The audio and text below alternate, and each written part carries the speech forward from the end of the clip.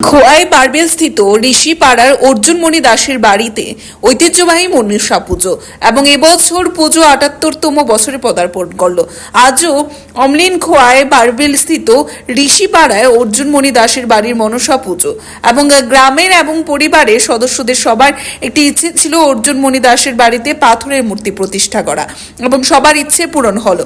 এবছরে পাথরের মূর্তি প্রতিষ্ঠার মাধ্যমে মায়ের আরাধনা হচ্ছে, সমস্ত রীতিনীতি মেনেই হচ্ছে মহাযজ্ঞ। এদিন দুপুরে মহাযজ্ঞ চলাকালীন সময়ে সেখানে উপস্থিত হন বিজেপি খোয়াই মণ্ডল সভাপতি সুব্রত মজুমদার সহ অন্যান্যরা। পরিবারের সদস্যরা কথা বলতে গিয়ে জানান, বহু পুরনো এই পুজো এবং এর অনেক মাহাত্ম্য রয়েছে।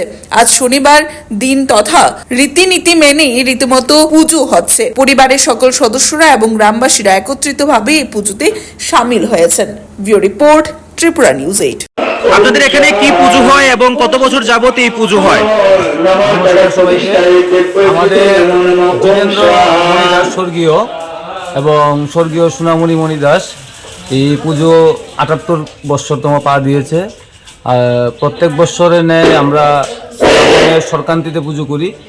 একটা কারণবশত এবার 22শে শ্রাবণ, এই 22শে পূজা মহাযজ্ঞ চলছে, কালকে পুজো হবে এবং আগে যে মাটির মূর্তি এবার পাথরে প্রতিষ্ঠিত হয়েছে এবং খোয়াই দাসে এবং সবার কাছে নিয়ে এখন এই পূজা আমরা 4 বাড়ি মিলে একত্রিতভাবে অর্জুনমণি দাস এবং দীপকমণি দাস, আমার ভাই অসীম এবং সুভাষী মণি দাস, আমরা একত্রিত মিলে এই পূজা করছি। আজকে মহাযজ্ঞ, কালকে পুজো হবে, পরের দিন পুজো হবে, পরের দিন মার করুণী বিসর্জন করা হবে।